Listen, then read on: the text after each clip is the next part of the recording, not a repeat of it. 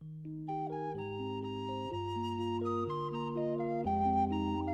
Mr. Walters. You see that guy over there? Now, he's an actor. The guy on the phone, he's a prize fighter. Me, I'm a cab driver. I'm the only cab driver in this place.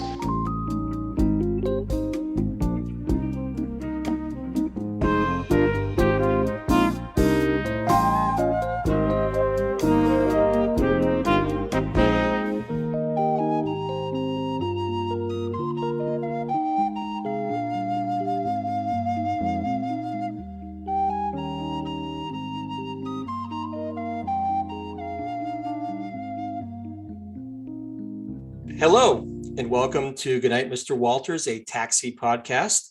I'm your co-host, HP, and with me is my co-host, Father Malone. Hey, everybody. Welcome to Taxi. We're going to start off with a little bit of a potted history of taxi before we dive into the episode. What's a potted history? What does that mean? Potted history, that is basically just a compact history of the show. Is it from potting soil? I don't know what it's from. I heard it from a podcast about record producers. Oh, It was an English podcast, so maybe it's an English expression that I've grown to appreciate. But this is as I said, this is a small bit of history around taxi, if you will, for all of you American listeners out there, as opposed to you English listeners who know what a potted history is. Taxi ran on ABC from 1978 to 1982. It was on Thursdays, 9:30 to 10 p.m. It famously then switched networks to run on NBC from 1982 to 83. And we'll get into that a little bit more as the podcast episodes go on.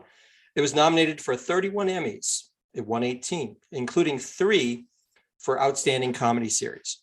18. 18, that's a lot. 3. That's a fucking lot for 5 years of comedy, man. We'll get into this, but this is this is a bananas cast. It's just one of those things where all the stars kind of lined up for them. And this is largely the cast that we're going to follow for the next, 5 seasons or what have you. How many episodes is that? How many episodes did you ask? It is 114 episodes over that time span. 114. Hear that, everyone? So buckle up. So they reached that, I think it's 100 episodes to get syndication, which explains why this show keeps popping up and over the years on various, like Nick at Night. That was probably the place where I rediscovered it. And we'll talk a little bit about that. It was created by James L. Brooks, Stan Daniels, David Davis, and Ed Weinberger. Ed period Weinberger. That period is nothing but an affectation. There's no real meaning behind it. I often wondered that. When I look at it, it makes me think there was somebody else in the Writers Guild. And he just went, okay, well, I'm Ed period. Okay. That's actually, yeah, like Fisher Stevens was actually Stephen Fisher, but he had to flip his name. Yeah. Michael Keaton is actually Michael Douglas. You know what? I never knew that. Yeah. I knew Ed Weinberger mainly because I used to see his name in the credits for The Cosby Show, which I think is, one of his many claims to fame. Oh, right. Now, a lot of these guys got their start on the Mary Tyler Moore Show, which is kind of the breeding ground for a lot of these sitcoms and really set the tone for sitcoms for years into the future. Without doubt. You can basically plot a line from Mary Tyler Moore, which runs through Taxi, eventually making its way to other shows like Cheers and The Cosby Show, like I just mentioned, and even feature films like Terms of Endearment and As Good as It Gets. So this is where we're talking, a lot of talent behind the scenes before we even get to the actors and the characters they play. So the show, if for those who are uninitiated, it follows a group of night shift cabbies through the ups and downs of their lives in and out of the garage. You have, Alex Rieger. He's the pragmatic cabbie lifer. There's Bobby Wheeler, the aspiring actor. Tony Banta, who's the washed up middleweight boxer. There's Elaine Nardo. She's the gorgeous single mom with dreams of working in an art gallery. Jim Ignatowski, who is the 60s drug casualty, whose burnout nature masks a surprising depth. Laka Gravis, he's the sweet-natured mechanic from an undisclosed European country. We never actually learn the name of the country he's from. Is that right? This is true. Huh. Not that I recall. I thought we did at some point, but maybe not. You learn a lot of the verbiage and the customs around the country, but He always just said my country. Right. Or yeah, in my country, he would say, not to Yeah. get all Yakov Smirnoff. Don't Yakov Smirnoff. But, Yeah, this is as far from that as possible. This is the real deal. John Burns, who's the affable, slightly long-headed New York transplant.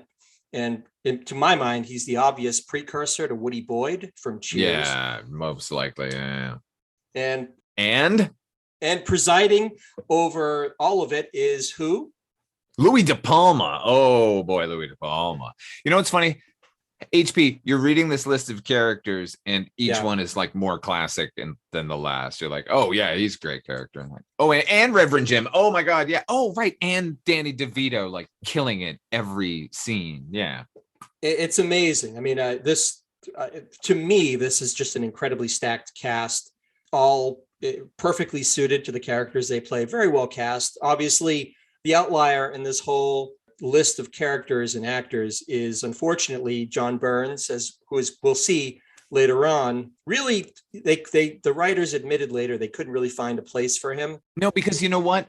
That character, we'll talk about it, I guess. But that character is supposed to be like the proxy for the audience. Yeah. None of those guys were John Byrne, those writers. You know what I mean? Like they couldn't identify with the guy that they were using for the audience to identify with. So just make the show. I found his, and it's a shame because by all accounts, the actor who played him, Randall Carver, was a very sweet guy, good actor, but the writers admitted that they just couldn't find a way to situate him within that cast. And like I said, don't get too attached to him because he's not going to be around for too long, but such is life. Nice guy. Go home and play with your kids. Yeah, don't come down to the garage because there's no place for you. With hindsight, to me it's obvious to see the parallels between this show and Cheers. Obviously, Cheers and Taxi are about really a group of misfits kind of making a family for themselves in an unusual setting. In Taxi, it's the garage, and obviously Cheers, it's the bar. Do you see any other beyond that? Have you seen anything within the show that kind of seems like a foreshadowing of what we would come to see in Cheers, or even the Cosby Show for that matter? As far as like direct sort of pullovers, no. I mean, obviously the Woody character is the one that comes to mind. Also, Coach, I guess. Pantuso, Ernie Pantuso. Ernie Pantuso kind of slightly resembles Alex Rieger in that that's his job and he's not looking to do anything else and he doesn't really care. Yeah. I suppose, but even that feels like a reach to me. Like, I think Cheers is like sort of whole cloth its own thing. But yeah, I mean, I know the Charles brothers were involved from the get-go, right? They were producers from the show from the pilot, right? Yeah, and Jim Burrows, who we'll talk about, was one of the marquee directors of Taxi, and he went on to do a lot of work with Cheers as well. In fact, you could argue that he's more well-known for Cheers than he was for Taxi. But for me, because I've given this probably way too much thought, and to me, I see more parallels. To me, Rieger is much more the foreshadow of what would become Sam Malone, because Rieger, when you think about it, and Sam to a degree, is really the star around which all the other characters revolve themselves, right? Yeah. They're both kind of the stable, constant presence within the garage or in the bar. And they've both kind of made their peace with who they are and what they're doing in life. Rieger is, as we'll see, like I said, he's the cabbie lifer. He has no illusions about who he is or where he's going in life. Yeah, I'll agree with you that as a central character, they are similar, but as actual characters, they couldn't be further afield. I mean, correct. I'm not suggesting that these two are matched up as far as the types of characters they are, because obviously Sam Malone is a lady killer, who was a famous athlete who had a sort of fall from grace. He was an alcoholic, and he's made a success for himself with the bar. Let's face it, like Rieger is the sensitive 70s guy that was popular at that moment. And then Sam is a little more 80s, ain't he? He is. But like I said, if we're looking at these characters and these situations in the abstract. Yeah. Oh, yeah. No, I agree. Like the Sam Malone's washed up nature and knowing that he's now a bartender and he's cool with that is very in tune with Alex Rieger just going, I'm a cabbie. Like, I don't have a pretension to anything else. Like, this is it. I've been a cabbie. When all these people are gone, I'm still going to be a cabbie. So I get that. Yeah. Yeah, and there's a poignancy to that admission, which we hear in the very first episode, as we'll see. But I can also, not to get too heavy into this, but I can also, it's easy for me to draw a parallel, at least in the abstract, between Louis De Palma and Carla Tortelli. They're both kind of these very abrasive, seemingly negative characters that do, as we'll see with Louis, especially, he masks a surprising amount of pain. And in some ways, that not that Carla is a desperate person, but there is a sweetness that they occasionally allow to show. Yeah. And we'll see that with Louis. I mean, make no mistake, Louis is despicable, and he does some really bad things in the course of this show. Oh, he's horrible. But as far as the sort of pugilistic nature of that character, they are very much alike. Yeah, it's just that. But Carla Tortelli is very sweet. There is, I will say, there is one other character, and it's not in this episode. It's later on in the season, so I don't want to be a spoiler kind of a guy, but there's a character who shows up who is very much Nick Tortelli from Cheers on Taxi. I will get to it when we get to it, but there's a character while I was watching and I was like, this character's not working. The actor isn't right. And I was like, oh, it's because it's supposed to be what's his name on Cheers. So anyway. So that's basically what we're dealing with here. These are all the characters and their main sort of personality traits. Now, what I want to get into a little bit is this show ran from 78 to 83, essentially. We would have been about 5, 6, 7, 8, 9 years old when this was on TV. And I remember it being on television. I want to get into some of our childhood impressions of it, because I think we can agree both of us really embraced the show as adults eventually. When it was on in its original form, a lot of it was just over our heads. But for me, my childhood impressions of the show, I remember hearing the theme song when I was a kid meant that it was basically time for bed, because it was at 9:30, got to get to bed, get ready for school the next day. Yeah. But that, even now when I hear that, there's something very adult, and the forbidden isn't really the word, but there was something about hearing that theme and knowing, okay, it's time for bed, but there's this other world that goes on after I go to sleep that this show is kind of a part of in a funny way. Let me piggyback on your memory please. of the theme song as a young person, because I was already a half hour into my bedtime, but would always hear the Taxi theme, which meant that I was now past the point of no return. Like there, you go when you're put to bed, there seems to be a time where you think you might be able to get up and get out of it. But once the Taxi theme was going, I was like, oh, well, no one's coming to save me. Like, that's right. And the theme itself is rather haunting and melancholic. So for years and years, I would hear that song and it would just bum me out. I appreciate what a great tune it is now, but like early childhood into early adulthood, maybe, like, oh my God, Angela, Jesus. Yeah, no, and you're not wrong about the theme. I remember I was talking to someone about Taxi fairly recently, and they were saying how like depressing they found the theme, and I think part of that is because they're not wrong. I don't find it depressing. I think I'm a big fan of Bob James, and we'll talk about him in a moment, but I just always found it was kind of urban, kind of hip, a little bit of a poignant feel, but I'm not sure how much of that is the music and how much of that is my associating it with the stories. Okay, here's the thing though. The characters. The beginning part of the song, the bit, play it right now. Yeah. What is that instrument? I think I could be wrong, but it feels like that's a flute.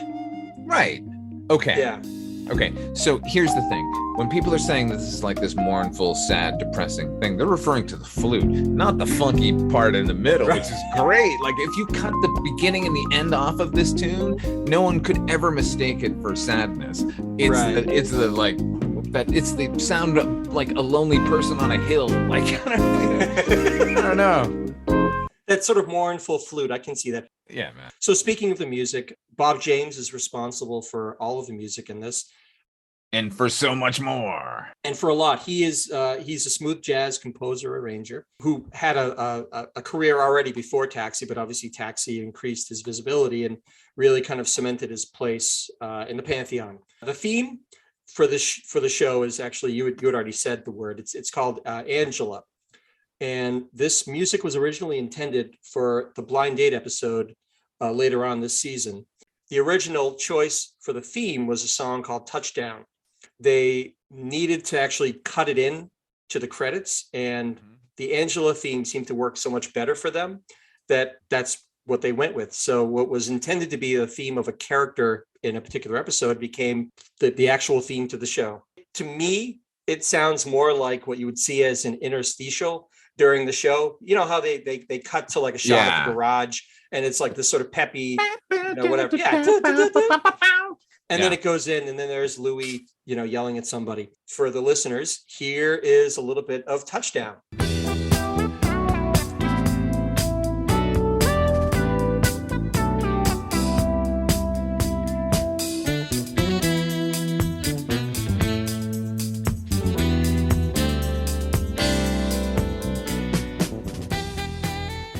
Okay, we're back.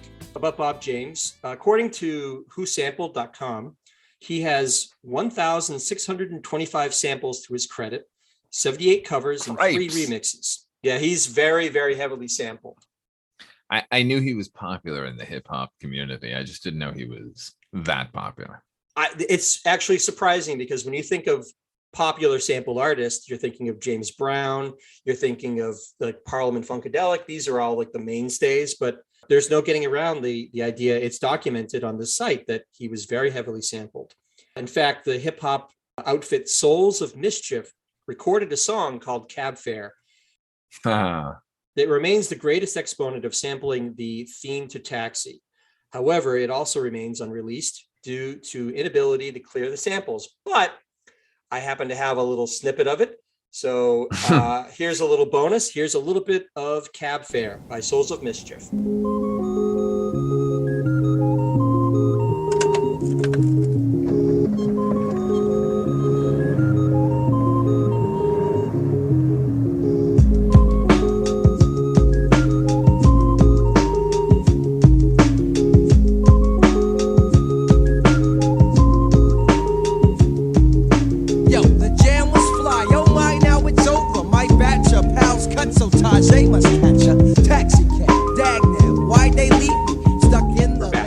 Anyway, episode 1, Taxi episode 1, aka the pilot, called Like Father, Like Daughter.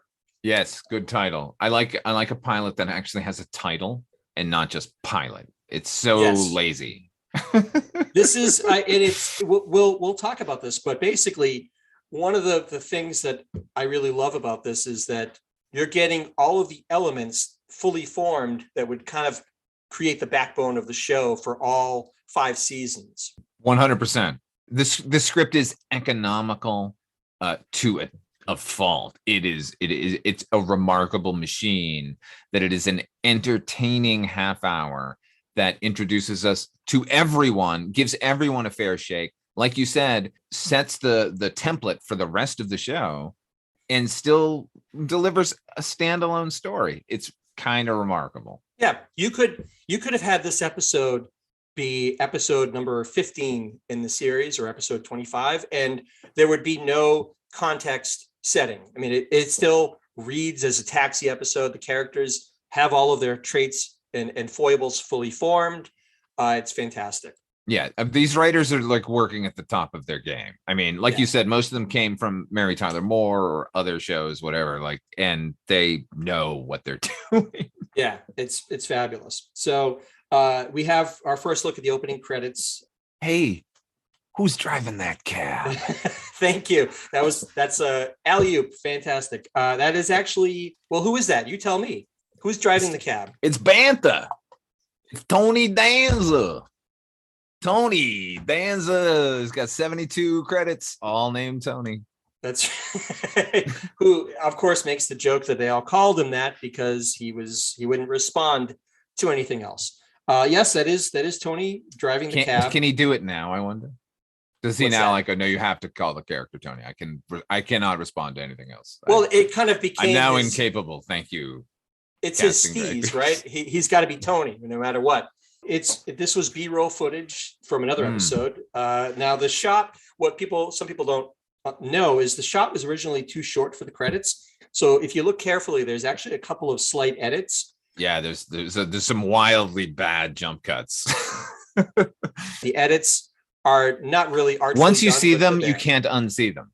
And now every time I watch it, I see it every single time. Just like you pointed out in Satellite of Love by Lou Reed. Like, oh, that's Bowie singing in the back there. And I go, oh, holy shit, it really is. And now all I hear is bong, bong, bong.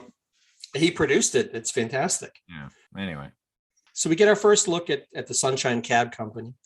Louis, the dispatcher, asks Can Tony. I just say the B-roll footage in this show is fantastic. I don't know who it was, but God bless. They did some good stuff, man. That's a good point, because the show was filmed in California. It was filmed on the Paramount soundstage in California. They capture the essence of at least an imaginary version of New York, because part of the reason is they cast New York actors, Judd Hirsch, Tony Danza. These are all flavoring the show with their New York essence, if you will. And to your point, the B-roll footage, where it's basically usually it's like a cab driving into the garage or some snowy street where they're pulling up to pick up a fare or something. It does sell that. Yeah, certainly. A lot of this show takes place during the winter when it's cold. There's several episodes where there's a blizzard figures into the plot. But unbeknownst to everybody, this is a show that's being filmed in sunny California. Yeah, man. Good on them. Like obviously it's a set and whatever, but it looks great. In fact, I was looking there's a column by the telephone sort of in the middle of the thing, right? This is a sound stage, so they had to build that column. It looks real, man. They got close-ups of that. It that looks like a cement column. There's little signs you can see all over the place, all over the dispatcher cage, and the garage set would remain largely unchanged. What we're seeing on episode 1 is basically what the garage looks like at the end of episode 114.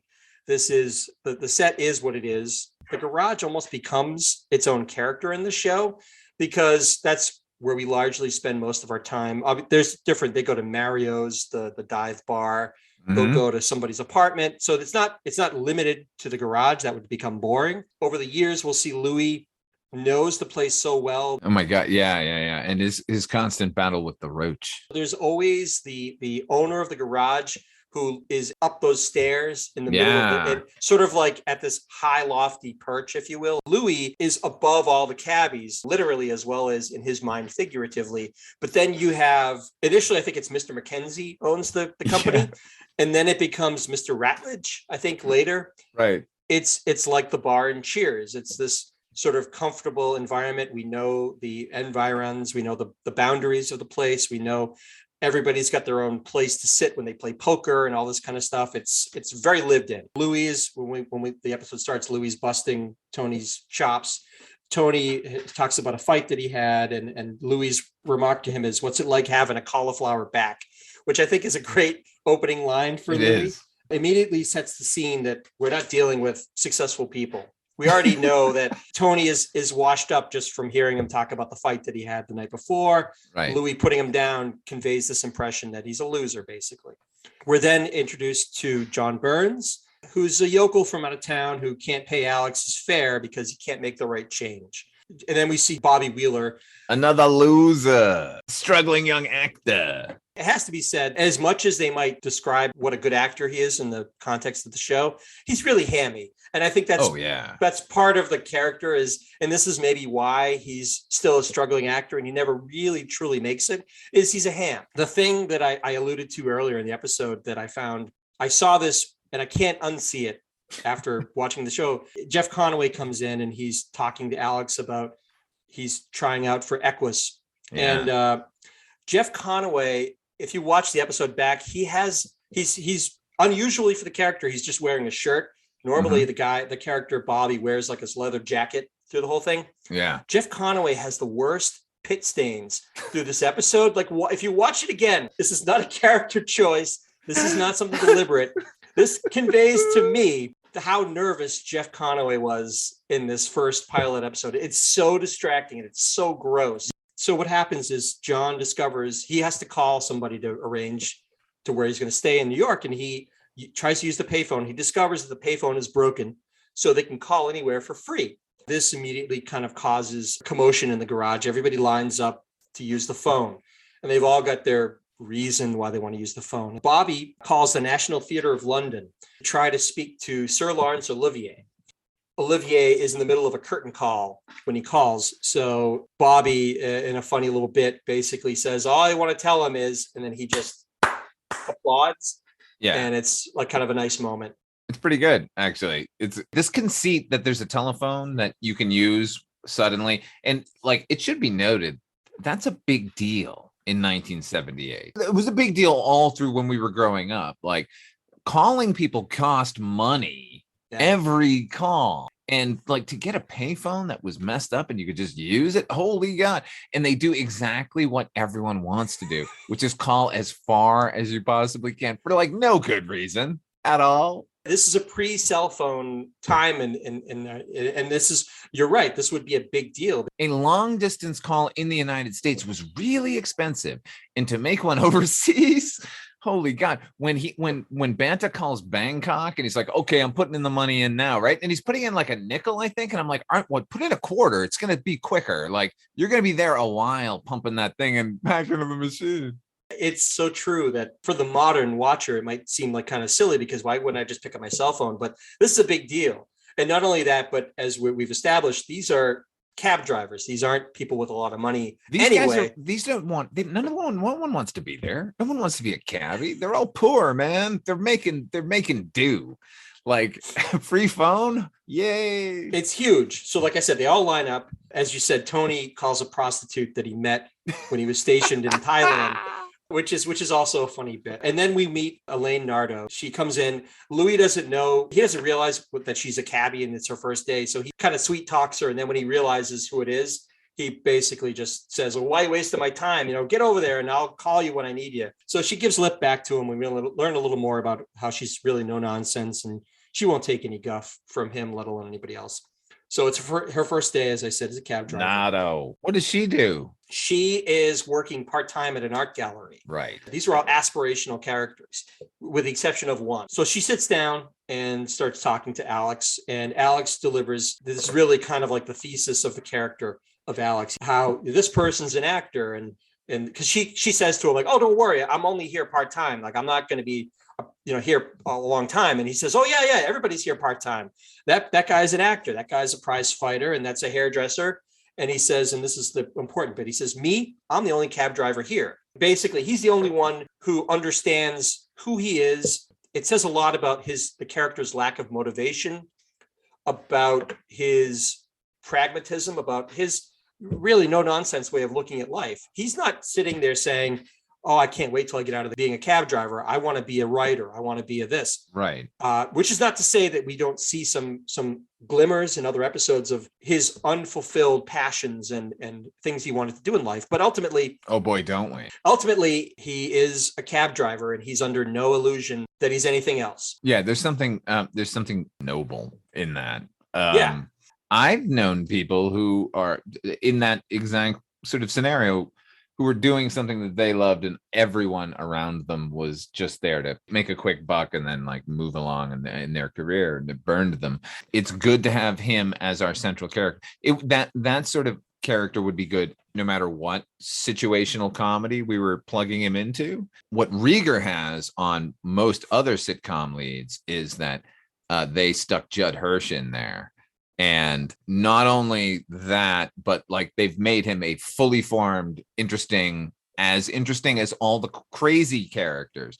Like ordinarily, this straight man would just get lost in the shuffle, and Rieger does not. And it's all credit due to Judd Hirsch. He really is the glue that really held the show together. It's my understanding that when he was originally offered the part of Alex, he turned it down maybe several times. And there's something to me about this begrudging attitude that he had. I don't want to do this part. There's something I think that in a funny way might inform the attitude of like, I really don't want to be here, but I'll I'll do it because that's what I do. I'm a cab driver. I don't know much about Judd Hirsch prior to Taxi. I'm assuming he was a stage actor. He was, and part of his ambivalence was his experience doing network television. Mm. He did a show. He was on a detective show called Del Vecchio. I don't think it ran for very long. And he was a stage actor mainly. Yeah. I'm gonna have to dive into Del Vecchio, right? As soon as we finish talking. There's something about the grounded performance by Judd Hirsch that even when things tend to shade into the unreal and the cartoonish, maybe in some cases, he always brings it back down to earth and connects you to the show in a way. Elegantly. He does it elegantly. There's a reason why his credit leads the credits at the beginning of the show. I'm wondering about that. I'm glad you brought that up. Obviously, he turns it down 3 times. He gets to say, okay, I'll do it, but my name's first. Is that ultimately? Because yes. Good. Okay, good. But he deserves it. Is the thing. He deserves it. I don't know who could have played that part like this and made me care for 5 years. Jeff Conaway, apparently years later after he left the show, he claimed that his name was also supposed to be on the marquee at the top. And that was apparently one of the conditions that he set out. I don't know that you could make the same claim that Bobby Wheeler is the glue that holds Taxi together. I would give no credit to Bobby. Put him at the end credits. What is he thinking about? His name comes up immediately, right? He's one of the principals. There's no and question. I'm not diminishing his performance here on Taxi. Jeff Conaway came to a very sad end, and we all watched it happen, and it was awful. And that image has stuck in my head for the past 20 or so years. That was the Jeff Conaway in my mind when I was rewatching this. But Conaway's great, man. Pit stains and all. He's really funny. And I've been using this word a lot lately, but earnestness, but not sentimental. I think he's really, really good in the show.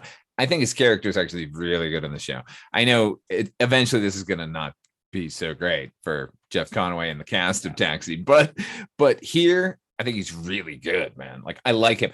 In fact, speaking of noticing things from rewatching this episode too many goddamn times, in the climax of the show, there's a scene with Rieger and his daughter in an airport.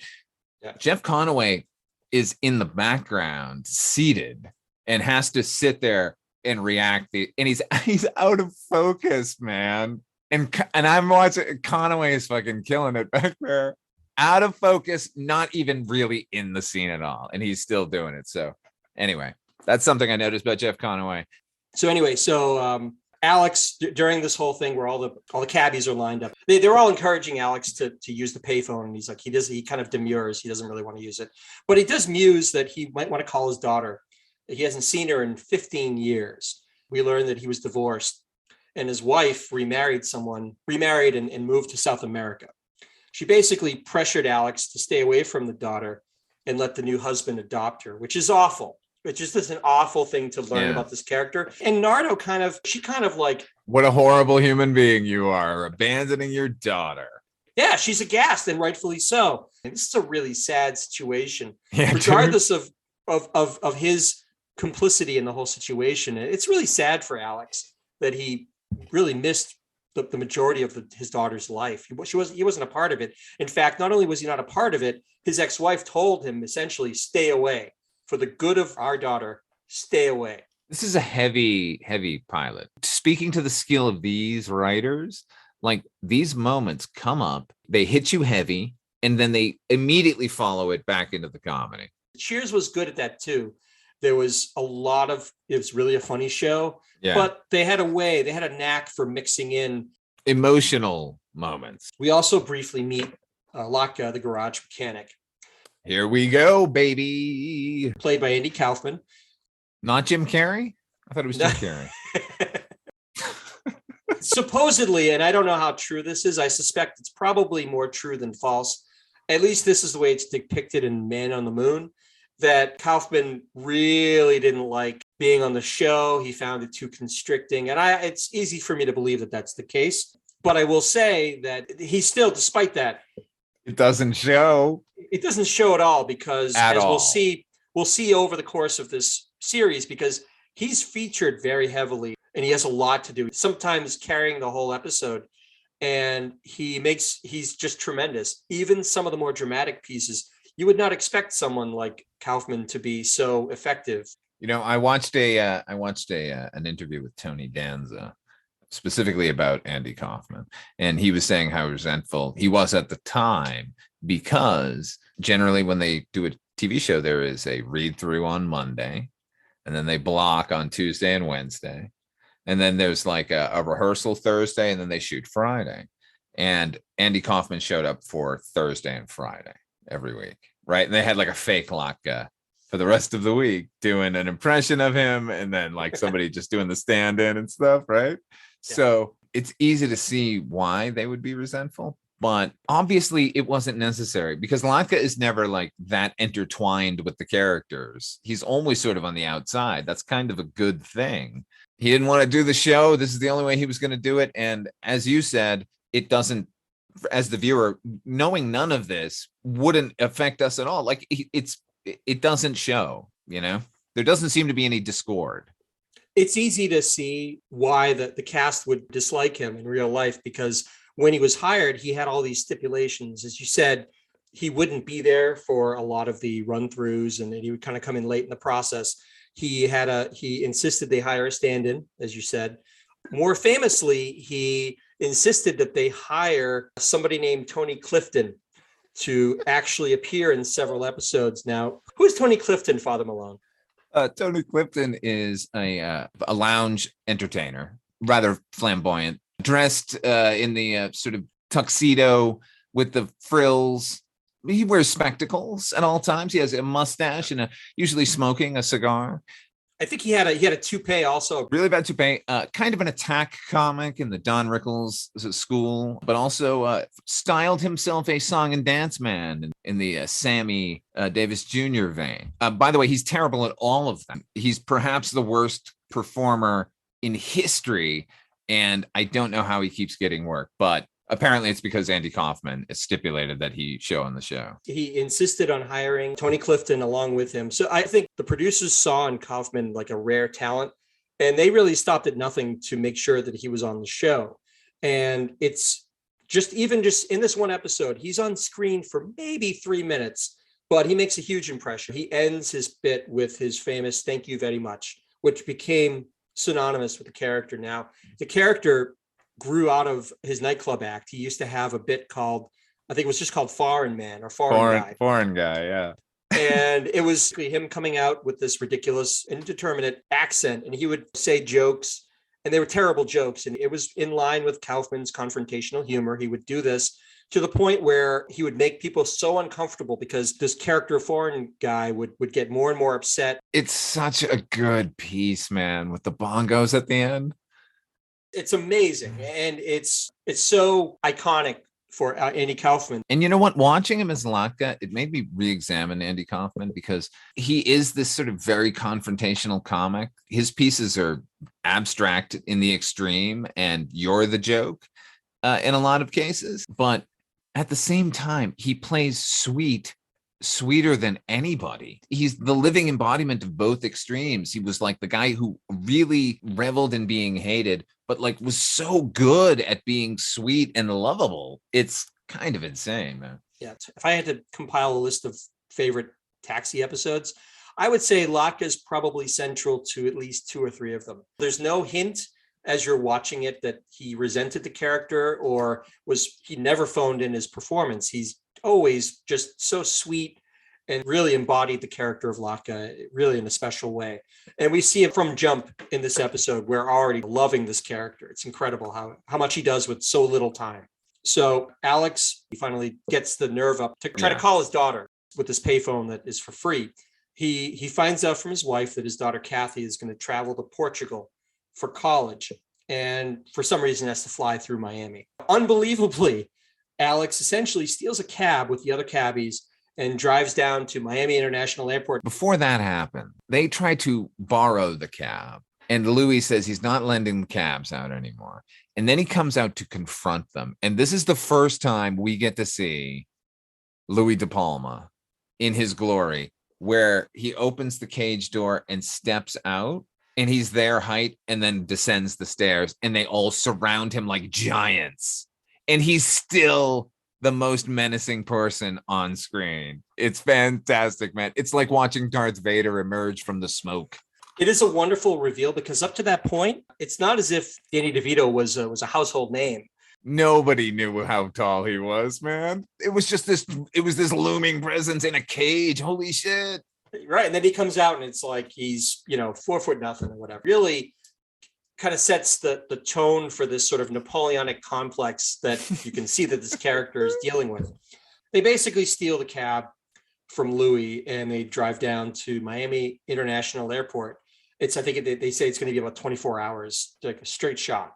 Oh, by the way, on the way there, Tony reveals this, that he once had to drive all the way to Miami to 23 hours. I did it myself. Took a bunch of uppers. When the guy knocked me out, I couldn't close my eyes. Okay. I think the word is gobsmacked when I saw this show on network television from 1978. One of the leads is like, oh yeah, I took a bunch of uppers. Like, no big deal. But you're right. That is kind of it's sort of a bracing little thing because it's conveyed through a voiceover. Right, which means it might not have been the original script. It was like something they thought of on the fly. Oh, let's throw that in. The uppers story. You could make the point that that's actually truer to what a cabbie might actually have to resort to. 100%. All those guys were on speed. It's kind of thrown in as this voiceover as we're watching footage of the cab like driving down the highway. So they finally make it there. And there's a group milling in the waiting area. And Alex picks her out. He uses his quote unquote, paternal instincts to pick out which one is his daughter because they're all wearing school uniforms. Yeah. But he finds her immediately, even though her back is to him. He taps her on the shoulder and says, hey, Kathy Consuelos? She says, yes. Now, it's hard for me to get past this. And this is it's a silly point to make. But this girl was adopted at basically age 2. Spent from age 2 to, I think she's supposed to be 17 in this. So she spent 15 years in South America and there's no trace of an accent at all. She just weird. Which is, you would figure Spanish would be her native, or Portuguese rather, would be her native tongue. Yeah. No, they instead picked the girl who's going to be in every after school special. I'm not talking about this actress specifically. I'm just saying she was like the platonic ideal of the after school special actress. The character is played by an actress by the name of Talia Balsam. She is the daughter of Martin Balsam and Joyce Van Patten. Apparently only 2 actresses were auditioned for the role. Balsam and another relative unknown named Rosanna Arquette. Rosanna Arquette. Probably best known for Desperately Seeking Susan. No, she's most known for that song, Rosanna, or that other song, In Your Eyes, written for her, or that other song. What is the mystical quality of Rosanna Arquette where every musician just falls in love with her and then writes an awesome song? I think they made the right choice with Talia Balsam because Rosanna Arquette, I think probably is a better actress, but is in no way related to Judd Hirsch. And we're going to call her Consuelos on top of that, just to confuse everybody. It's hard for me to get past the fact that she in no way seems like anybody who spent the majority of her life in Portugal. Yeah. But I mean, she's fine. She does what she has to do and it's fine. And it's an emotional thing when she meets her father in this scene. You're not my father. It's awkward, and there really is an unreality to the whole setup. The fact that they essentially stole this cab. Oh, no. That's not the unreality. That's all great. I would do that. You would do, wouldn't you? I would do that. I'd do that right now. I jump in the car and drive to Florida. I'm not suggesting we wouldn't do it, but I would question the fact that the other 4 or 5 cabbies would go, hey, let's go on a trip. Yes, it is a bit of situational comedy going on.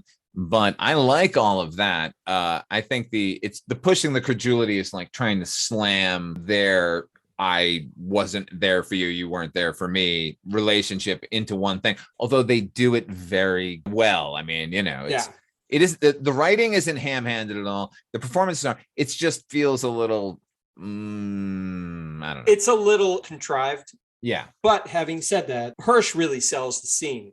Oh, yeah, man. I believe him. Basically, she says to him, like, well, you're not my father. You didn't raise me. The man who raised me is my father. And you can tell he's really hurt by those words. And he says, you can't tell me that I'm not a father because I knew so much about you for those first 2 years. He talks about how she used to sneeze, what her favorite foods were, what have Oh you. yeah, he spills it like it's there. It's always on his mind. So Yeah. yeah, I mean, utterly demolishing the earlier Nardo and audience classification that this is a lacking parent. He's not at all. He's just a man who had to make a really tough decision. And he and cops too that it was a fine decision for him at the time. He was not unwilling to give up that responsibility at that age. Ultimately, you're left with the impression that he really let himself off the hook by making that decision. So although it is a tough decision to make, he admits that he just knew it would be easier if he just cut it off and moved on with his life, which is sad. And again, really heavy for a fucking pilot of a comedy. But Alex really makes it clear that he's held tight to every moment of her first 2 years. And it's clear that he's thought about it a lot. So the episode ends, the phone is repaired and everybody's booing about it. By the way, earlier in the episode, in fact, in the opening scene, when John is trying to make change and he's trying to calculate the tip on 4.75 and every cabbie like spills it. I mean, it's 73 cents. Right. Great moment. Really real moment.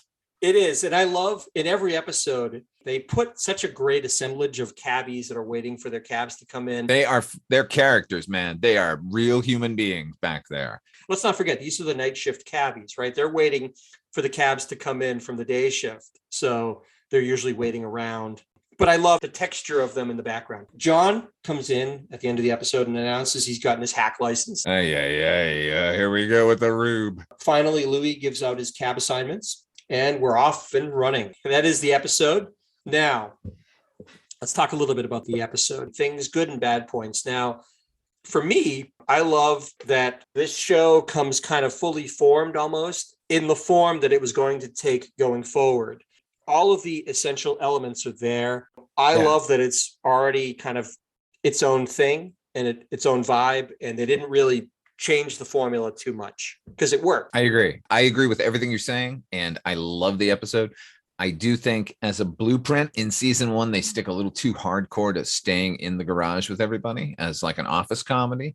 And then in season 2, they began to realize that taking them out and doing stuff with the characters in the cabs is just as interesting. And in fact, in my humble opinion, even more interesting than just watching them in their shenanigans in one location after another. But this formula works for a very good reason because it's perfect.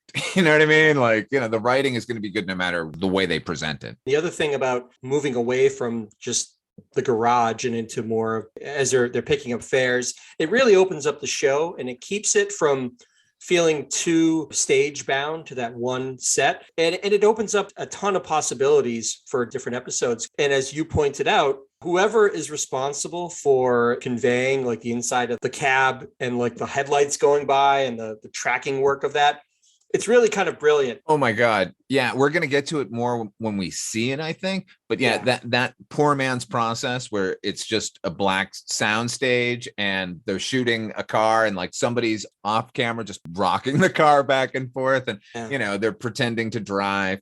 But if you watch on Taxi, I don't know who the human is, but God bless them. Whoever is running behind them, holding the headlights of what is supposed to be the car passing them or pulling up behind them, they're doing the Lord's work, man. It's real good. Because these are night shift cabbies. So it's always going to be nighttime. So there's only so much detail you could convey through the windshield of the taxi. It just really works really well. It really does. And, on most sitcoms that are sort of location bound, whenever they go out into the world, we're reminded that they're just in the world like we are. But every time on Taxi, it's always nighttime. And they do a lot of location stuff. They'll eventually, like the B-roll stuff will spill over into episodes where we'll get footage of them on the streets of New York driving the cabs. So the verisimilitude of that is fantastic. And like you said, this is a nighttime world we're in with these people. We get to experience that with them. So I think those are all good points. Those are great points. What didn't you like about this episode, HB? I'm nitpicking a little bit, well, maybe not nitpicking is the word, but the scenario is just a little too unbelievable. Why did it have to go to Miami? Why they're in New York? Like they'd sit like his first reaction is she's going to Portugal.